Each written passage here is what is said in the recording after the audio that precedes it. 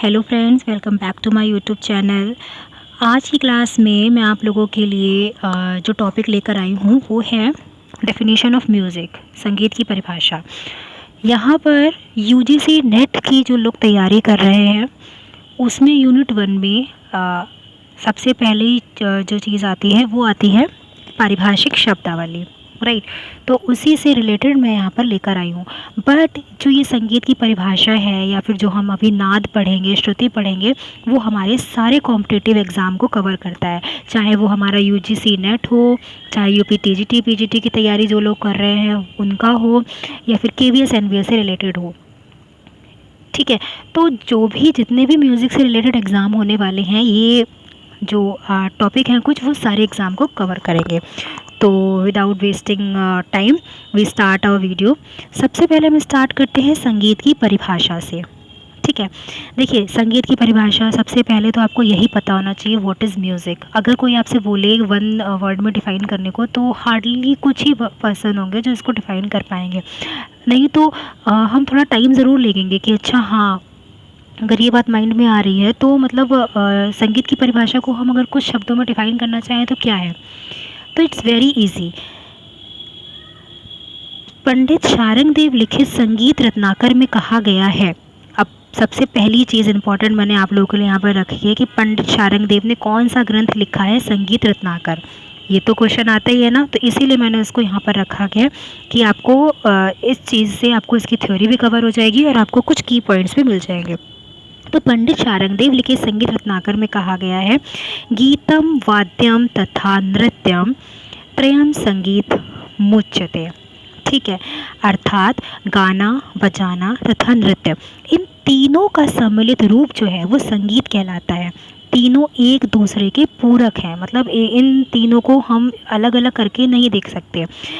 ये गाने से ही बजाना रिलेटेड है, कोई इंस्ट्रूमेंट अगर प्ले कर रहे हैं, बजाने से ही जो है हमारा डांस है वो भी रिलेटेड है। तो संगीत रत्नाकर में कहा गया है कि नृत्य वादन के और वादन गायन के आश्रित है। नृत्य वादानुगम प्रोक्तम वाद्य गीतानुवर्जित, अतः इन गीतों में गायन जो है, जो सिंगिंग है, वोकल की बात हम करें, वो सबसे ज़्यादा श्रेष्ठ हुआ है, सर्वश्रेष्ठ हुआ है। अगर हम पर्टिकुलर डेफिनेशन की बात करें तो संगीत वह ललित कला है जिसमें स्वर और लय के द्वारा हम अपने भावों को प्रकट करते हैं।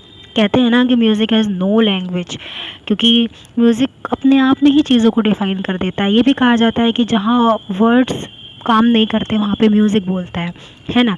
तो जो भी हम स्वर और लय के माध्यम से अपनी इमोशंस को, अपनी फीलिंग्स को एक्सप्रेस कर पाते हैं, दैट ऑल आर म्यूज़िक। तो संगीत को ललित कला कहा जाता है।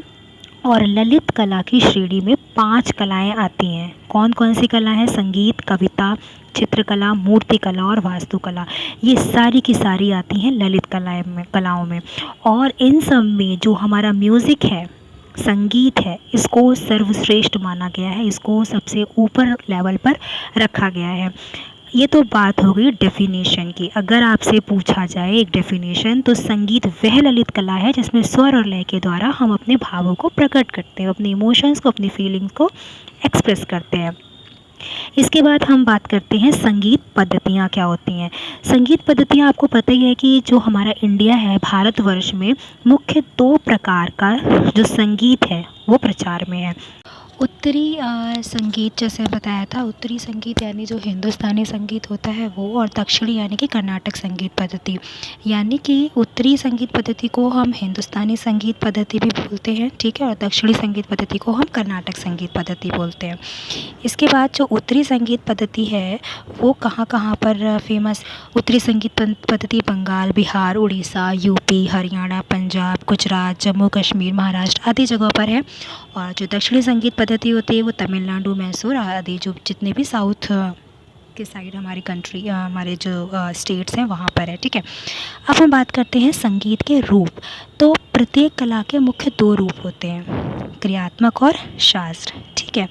क्रिया के अंतर्गत उसकी साधना विधि और शास्त्र के अंतर्गत उसका इतिहास आदि की व्याख्या होती है। यानी कि क्रियात्मक को अगर हम बोले तो जो प्रैक्टिकल रूप होता है, प्रैक्टिकल नॉलेज होती है, उसको हम क्रियात्मक बोलते हैं, और जितना भी थ्योरेटिकल चीज़ें पढ़ते हैं वो शास्त्र के पक्ष में आती हैं।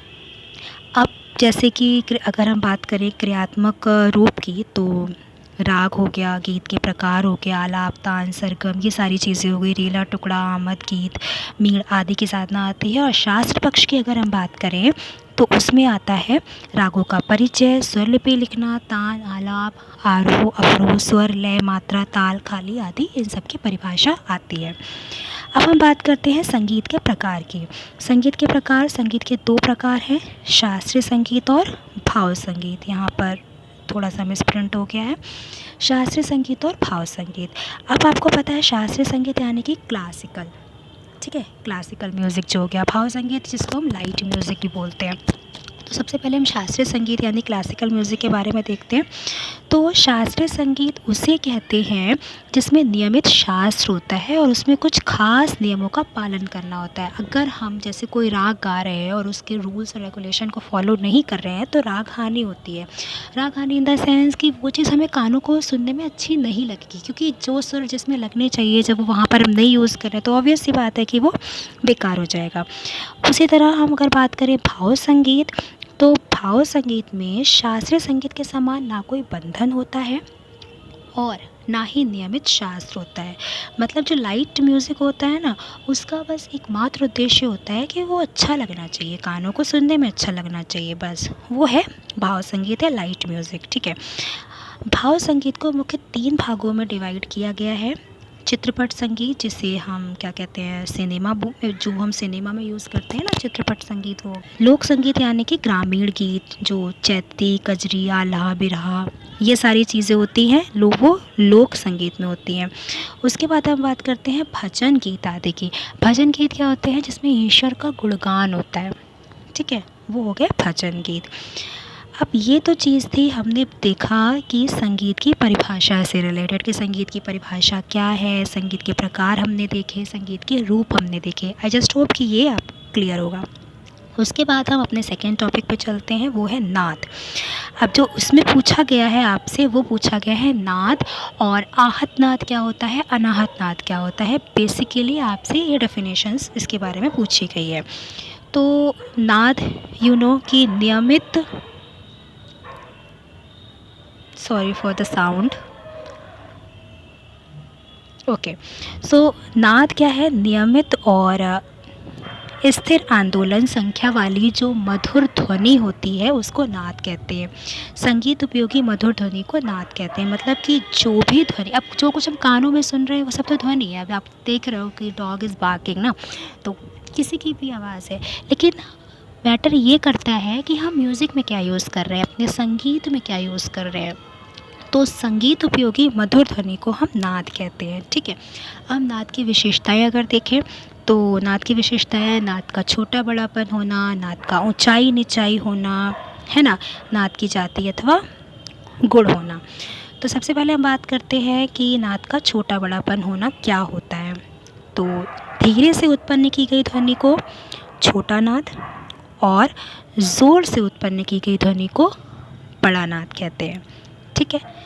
छोटा नाद हमें कम दूरी तक और बड़ा नाद अधिक दूरी तक सुनाई देता है। अगर हम रेडियो का एक एग्जांपल लें या फिर हम म्यूज़िक सिस्टम का ही ले लेते हैं एग्जांपल, कि अगर हमने उसको धीरे से बजाया तो ऑब्वियस सी बात है कि साउंड हमें कम दूरी तक सुनाई दे रहा है, कम डिस्टेंस तक सुनाई दे रहा है। अगर हम उसका साउंड जो है वॉल्यूम इंक्रीज़ कर देंगे तो वो हमें ज़्यादा दूरी तक सुनाई देगा। तो वही चीज़ है कि धीरे से जो साउंड है आया है उसको नाद का छोटापन, और जो जब ज़्यादा तेज़ किया गया है तो वो नाद का बड़ापन हो जाएगा।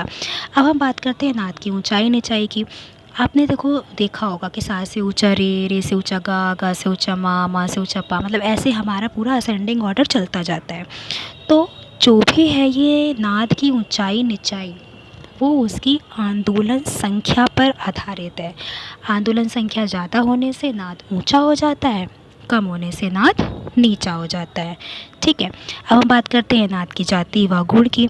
तो सहायक नादों को सुनकर अलग अलग पहचानना, जैसे कि जब बहुत सारे इंस्ट्रूमेंट एक साथ बज रहे हैं, कि गिटार भी प्ले हो रहा है, वायलिन भी हो रहा है, ढोलक भी प्ले हो रही है, ठीक है, हारमोनियम भी प्ले हो रहा है, सारे इंस्ट्रूमेंट एक साथ प्ले कर रहे हैं, लेकिन आप उसको आइडेंटिफाई कर पाओ, हर साउंड को आइडेंटिफाई कर पाओ उसको बिना देखे, सिर्फ सुनकर उसके साउंड से, कि हाँ this is the sound of harmonium, this is the sound of guitar, है ना। तो वो होता है नाद की जाति व गुण, उसे ही हम नाद की जाति व गुण बोलते हैं। ठीक है। नाद की उत्पत्ति के लिए संगीत रत्नाकर में शारंगदेव ने लिखा है कि नकारम प्राण नमानम दकार नलम बिंदु जाता प्राणाग्नि संयोग तीन नादोमिध्यते।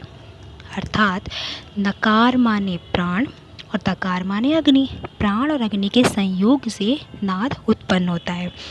आधुनिक मतानुसार किसी वस्तु के कंपन से नाद की उत्पत्ति होती है। मतलब कि कोई भी वस्तु है उसमें वाइब्रेशन हो रहा है तो नाद उत्पन्न हो रहा है। अब यहाँ पर आता है आहत नाद और अनाहत नाद। ठीक है। आहत नाद और अनाहत नाद क्या है कि जो नाद किसी आघात द्वारा उत्पन्न होता है उसे आहत नाद कहते हैं। जैसे कि तबले को हाथ से प्ले किया, सितार को मिजराब से प्ले किया, तानपुरे को उंगलियों से, और हारमोनियम में हमने क्या की, हवा से। जब उसमें एयर जाती है, एयर ब्लो होती है तो उसमें साउंड प्रोड्यूस होता है, तो वो होता है आहत नाद, जिसमें मतलब जिसको किसी को चोट करने से जो प्रोड्यूस हो। अनाहत नाद बिना किसी आघात से उत्पन्न होता है, इसलिए इसे गुप्त नाद भी कहते हैं। अनाहत नाद का संबंध देशी संगीत से नहीं होता। आहत नाद का संबंध देशी संगीत में और अनाहत नाद का प्रयोग मोक्ष प्राप्त करने हेतु मार्गी संगीत में होता है। मतलब कि जो अनाहत नाद होता है ना, वो एक बहुत ही मोक्ष के लेवल का होता है। वो योगी लोग और सिद्ध पुरुष ही उसको कर सकते हैं, क्योंकि वो साउंड सुनाई नहीं देता है। जो कुछ भी हम सुनते हैं आहत नाद के अंतर्गत आता है। नाद के गुण से रिलेटेड एक और चीज़ है तारता, तीव्रता और जाति। तारता यानी पिच, तीव्रता यानी जो उसकी इंटेंसिटी है वो, और जाति यानी टिम्बर। तो हमने अभी 2 टॉपिक क्लियर करे। एक तो संगीत की परिभाषा, दूसरा नाद क्या होता है, नाद की जाति, नाद का ऊंचा नीचापन है ना, नाद की जाति व गुण, नाद का छोटा बड़ापन, ये सारी चीज़ें हमने अभी देखी। अब हम आते हैं श्रुति की तरफ, लेकिन श्रुति का टॉपिक थोड़ा बड़ा है, तो आई वाज थिंकिंग कि इसको नेक्स्ट वीडियो में कवर करते हैं, नहीं तो वीडियो बहुत लंबा हो जाएगा। ठीक है, तो श्रुति का टॉपिक हम नेक्स्ट वीडियो में कवर करते हैं। आज के लिए इतना ही रखते हैं, मिलते हैं नेक्स्ट वीडियो में। Till then bye bye, take care and thank you.